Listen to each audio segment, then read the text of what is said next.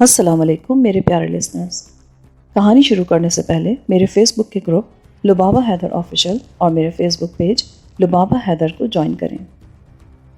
میرے پیج اور گروپ کا لنک ڈسکرپشن باکس میں بھی موجود ہے.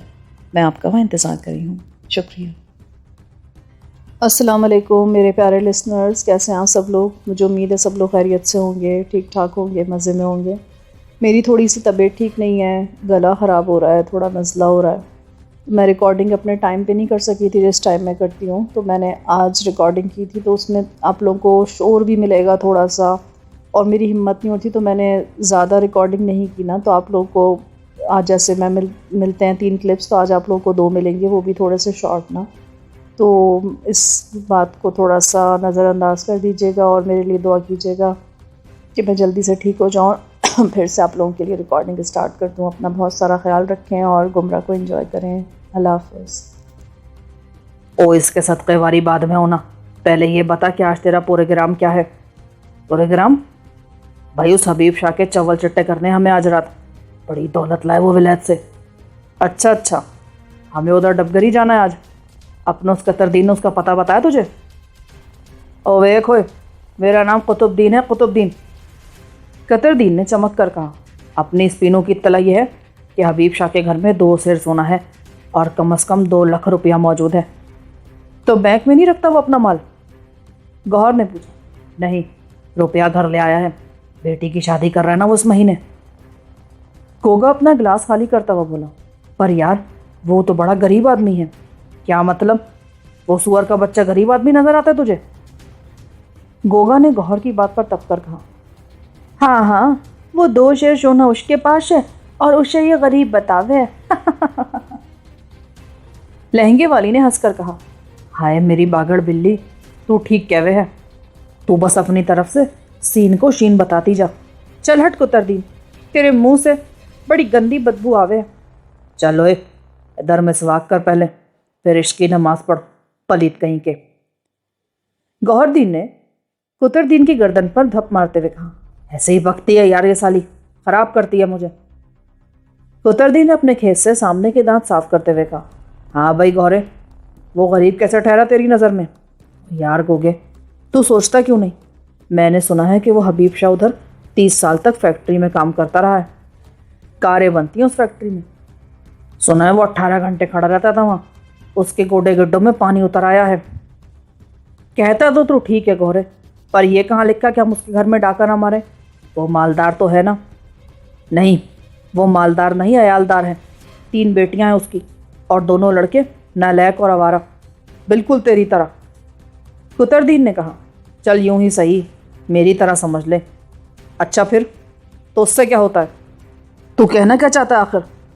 میں یہ کہتا ہوں گوگے یار، یہ ظلم ہے. وہ مزدور آدمی ہے، اس نے بڑی محنت سے وہ روپیہ کمایا ہے. یہ کوئی اچھی بات نہ ہوگی. تو غرداری کرے گا ہم سے؟ اور نہیں یار، تیرے ساتھ تو میں دوزخ میں بھی جانے کو تیار ہوں، پر اصول بھی تو کوئی چیز ہوتی ہے. او اصول نام کی کوئی شے نہیں ہوتی اس دنیا میں. گوگے نے بوتل میں باقی بچی شراب سوڈے کی ضمانت کے بغیر حلق سے نیچے اتارتے ہوئے کہا. تیری مرضی ہے گوگے، پر یہ ظلم ہے. مجھے یہ بات اچھی نہیں لگتی.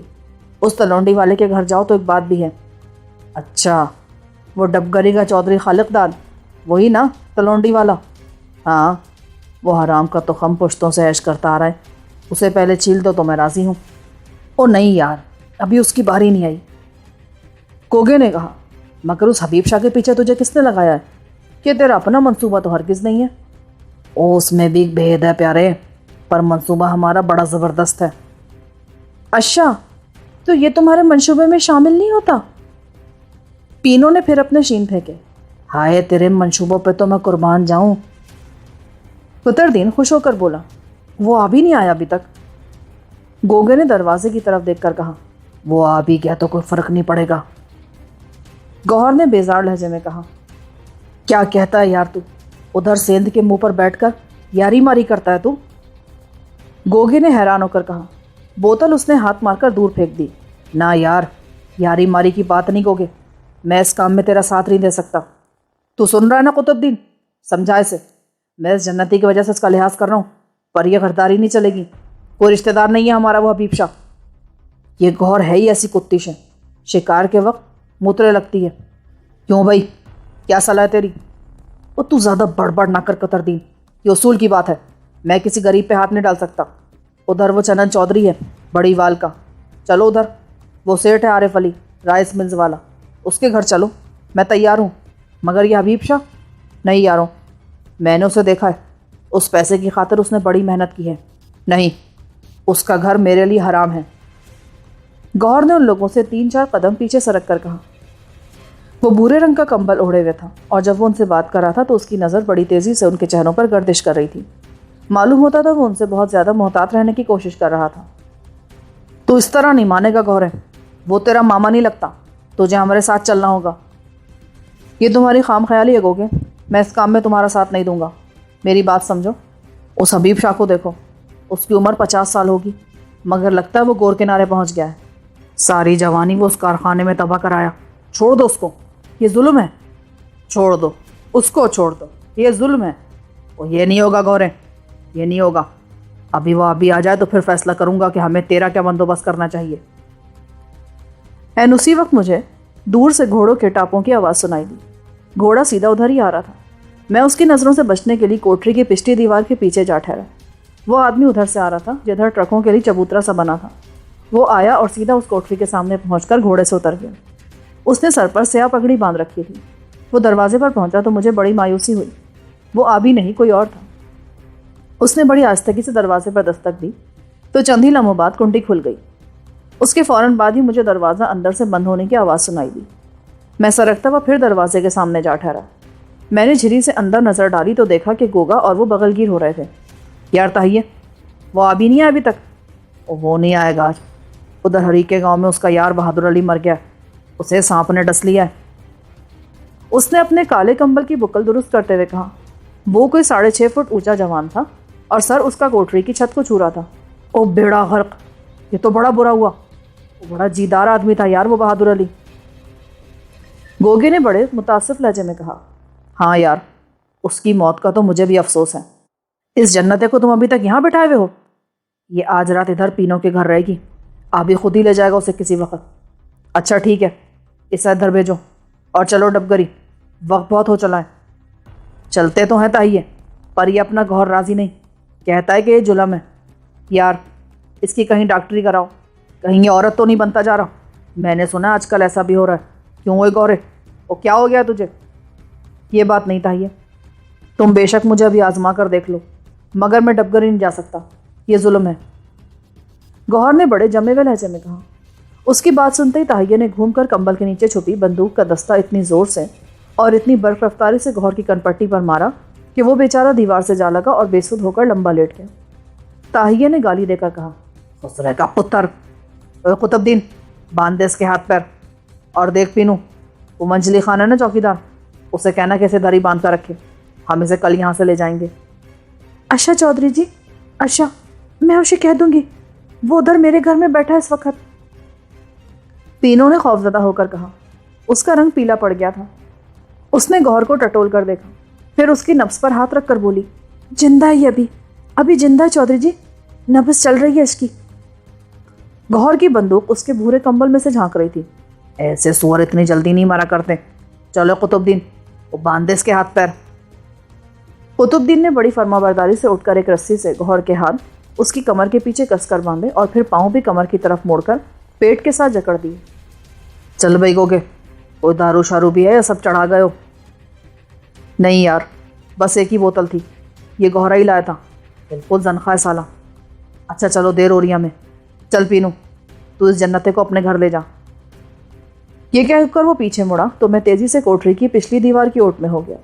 میرا وہ چپ چاپ پستول اس گھڑی میرے ہاتھ میں تھا اور ان کی طرف سے کسی قسم کی ذرا سی گڑبڑ میں وہ ان دونوں پر خالی کر دینے کو تیار تھا۔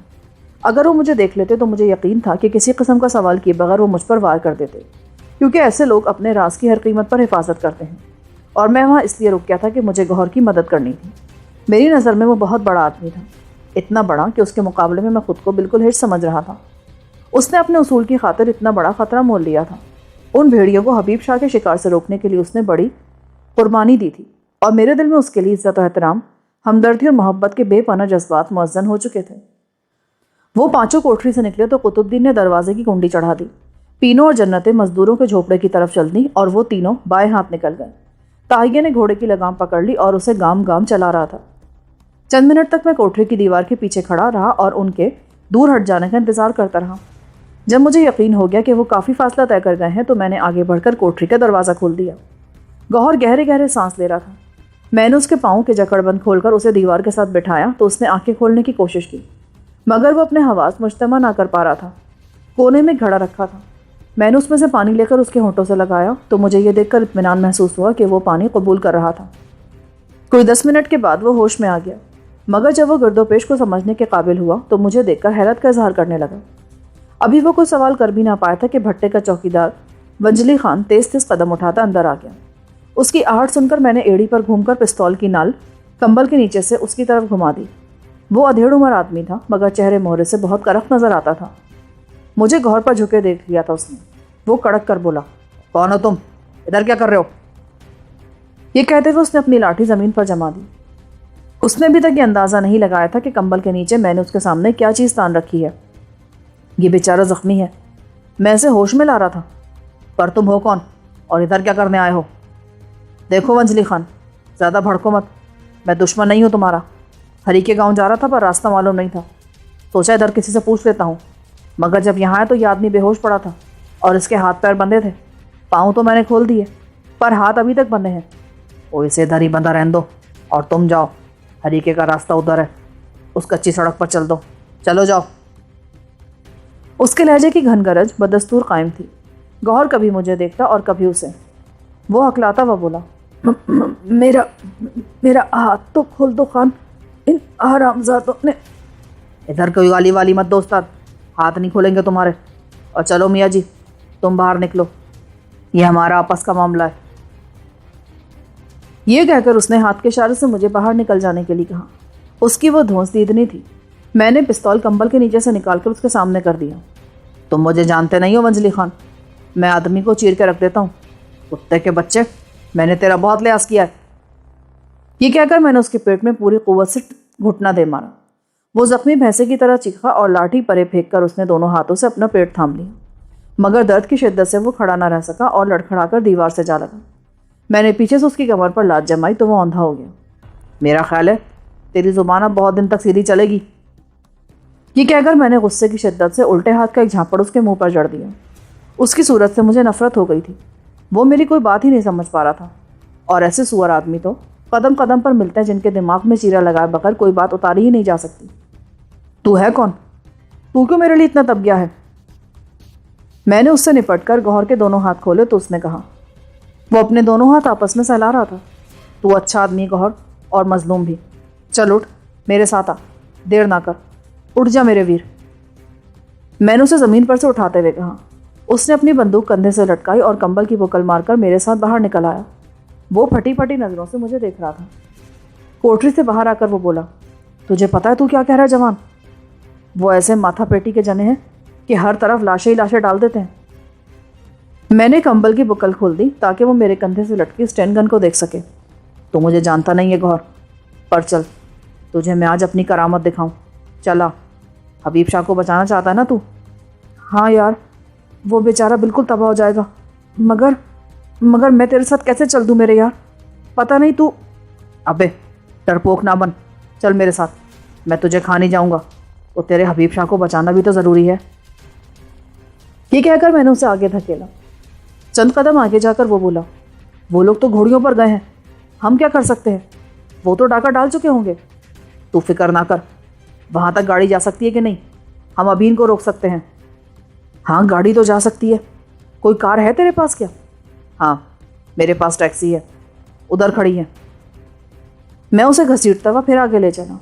اس کے قدم زمین پر جم جاتے تھے، مگر میں نے اسے کچھ سوچنے سمجھنے کا موقع نہ دیا اور آگے لے جا کر ٹیکسی میں ڈال دیا۔ باقی باتیں بعد میں ہوں گی، تو بس مجھے ڈبگری کا راستہ بتا دے۔ تو ٹھیک ہے، تو سیدھا چل، آگے کچی سڑک ہے، وہ لوگ ادھر ہی گئے تینوں۔ اب کی بار وہ زیادہ اعتماد سے بولی۔ وہ میرے ساتھ بیٹھا تھا اور ایک ٹک مجھے دیکھے جا رہا تھا۔ میں نے گاڑی کچی سڑک پر ڈال کر اس کی رفتار تیز کر دی۔ چاندنی رات تھی اور راستہ صاف نظر آ رہا تھا، اس لیے میں نے کار کی بتیاں نہ جلائیں۔ آدمی تو شیر دل نظر آتا ہے مجھے، پرائی آگ میں کود بھی جائے گا۔ پر ہاں کیوں نہیں، اس ظلم کو تو روکنا ہی چاہیے نا. یہ ظلم ہی ہے نا جو وہ تہیہ اور قطردین کرنے جا رہے ہیں. میری بات سن کر وہ کھل کر مسکرا دیا. اس کا مطلب ہے کہ تو نے ہماری ساری باتیں سننی تھی. پر تو آیا ادھر کیسے یار؟ کیا کام تھا تجھے ادھر؟ تو بھی کسی شکار کے پیچھے ہے؟ او نہیں یار، میں تو اسلم آبی سے ملنے آیا ہوں. وہ میرا جگری یار ہے. مگر تیری باتیں سن کر اور تیرا حال دیکھ کر میں نے سوچا کہ پہلے یہ حبیب شاہ کا ثواب تو کما لوں. اچھا تو آبی کا دوست ہے. میں بھی سوچتا تھا کہ تو کوئی عام آدمی نہیں، آبی کے یار تیرے جیسے ہی ہو سکتے ہیں. پر وہ آج ادھر کیوں نہیں آیا؟ وہ ایسے چھوٹے موٹے کام نہیں کرتا زنخوں جیسے. مرد آدمی ہے وہ. یہ تہیہ اسے خامخواہ اس کام میں ڈال رہا تھا. اچھا ہوا کہ وہ نہیں آیا. وہ آ بھی جاتا نا تو کبھی ان لوگوں کے ساتھ نہ جاتا. ہاں یہ تو ہے. تیری یہ بات مجھے بہت پسند آئی گوہر، اس لیے میں تیرے ساتھ چل رہا ہوں. اب جو کرتا ہے کر. وہاں مقابلہ ہوگا ہمارا ان سے. تہیہ کے پاس بڑا خوفناک اسلحہ ہے، دستی بم بھی ہیں اس کے تھیلے میں. کوئی بات نہیں، ہم ایک اچھے کام کے لیے جا رہے ہیں. پر جوان، تو نے اپنا نام نہیں بتایا مجھے. اس ونجلی خان کا تو نے اچھا بندوبست کیا ہے، بڑی ٹرٹر کرتا تھا وہ. اس کا آپریشن بہت ضروری تھا میرے بھائی. جب تک گوشت نہ گلے تو اسے دم پخت کر دیتے ہیں. ہاں یہ تو ہے. پر تیرا نام کیا ہے یار؟ میرا نام خامخواہ ہے. تو مجھے چاچا خامخواہ کہہ لیا کر. اب میں سمجھا تو مجھے اپنا نام نہیں بتانا چاہتا. پر ہو سکتا ہے تو حبیب شاہ کے لیے غیبی فرشتہ ثابت ہو جائے. پتہ نہیں غیبی فرشتہ ہوں کہ احمق. بہرحال میں یہ قصہ تیری نظر سے دیکھ رہا ہوں. تو اچھا آدمی ہے یار. تجھے اس کے گھر کا پتہ ہے؟ گلی وغیرہ سب؟ مجھے سب پتہ ہے جوان، پر وہ بڑے خوفناک آدمی ہے. کئی گھر اجاڑ چکے ہیں. میں بھی کوئی ولی کا پتر نہیں ہوں، پر اصول بھی تو کوئی شے ہے. ہاں یہ تو ہے. مگر تو حبیب شاہ کو جانتا ہے نا؟ جانتا ہی تو ہوں، جبھی تو کہتا ہوں. بلکہ کچھ زیادہ ہی جانتا ہوں میں اسے یار. اس کی آواز میں عجیب سی بھیدوں بھری ہمک پیدا ہو گئی. یہ بات کہتے ہوئے کوئی ایسی ہی راز کی بات تھی جسے وہ اس لمحے مجھ سے چھپا گیا تھا. میں بھی اس سے کچھ پوچھنے ہی والا تھا کہ دائیں ہاتھ سے 3 گھڑ سوار ہماری گاڑی کے آگے سے گزر کر کچی سڑک پھلانگتے ہوئے تیزی سے دوسری طرف کھیتوں میں جا گھسے. یہی ہے وہ جوان، اور ابھی راستے میں ہے. تو فکر نہ کر، ہم نمٹ لیں گے ان سے. ڈبگری کتنی دور ہے؟ اب بس تھوڑی دور ہے. یہ ادھر نہر سے وہاں جائیں گے. ذرا ٹیکسی تیز کر دو. میں نے اس کے کہنے کے مطابق گاڑی کی رفتار اور تیز کر دی. کچھ ہی دور جا کر اس نے مجھے دائیں ہاتھ موڑنے کا اشارہ کیا. ایک کچی سڑک ادھر آ نکلی تھی. سرما کی چاندنی نے چاروں اور فضا کو عجیب انداز سے سوگوار بنا رکھا تھا. سامنے ڈبگری گاؤں تھا جو مجھے اداس اور بے یار و مددگار دکھائی دیتا تھا. کہیں کہیں مجھے کوئی دیا ٹمٹماتا نظر آتا، وہ بھی ان جگہوں پر تھا جہاں ڈھور ڈنگر بندھے تھے. میں نے ٹیکسی گاؤں سے کچھ فاصلے پر ایک گنے کے کھیت کے قریب لے جا کر روک دی. اب یہاں کیوں رک گئے؟ اب ہم یہاں سے پیدل چلیں گے، مگر ذرا تیز قدم اٹھاؤ. یہ کہہ کر میں نے گاڑی کے دروازے بند کر کے ڈیش بورڈ میں لگی چابیوں کے گچھے سے اس کو مقفل کیا اور گوہر کو ساتھ لے کر گاؤں کی طرف لپکا. تم حبیب شاہ کو ذاتی طور پر جانتے ہو؟ ہاں. اسے جگا کر اطلاع دے سکتے ہو کہ اس کے گھر ڈاکہ پڑنے والا ہے؟ نہیں یار، بڑا مشکل کام ہے یہ. وہ پوچھے گا ماما جی تمہیں کیسے پتہ چلا، اور تمہارا ان سے کیا تعلق ہے جو ڈاکہ ڈالنے آ رہے ہیں؟ ہاں یہ تو ہے. خیر تم مجھے وہاں تک پہنچا دو. ہاں ادھر تو ہم جا ہی رہے ہیں. میں ان سب کو بھون کے رکھ دوں گا، ایسی کی تیسی ساری دوستی کی. گوہر نے بڑے جوش سے کہا.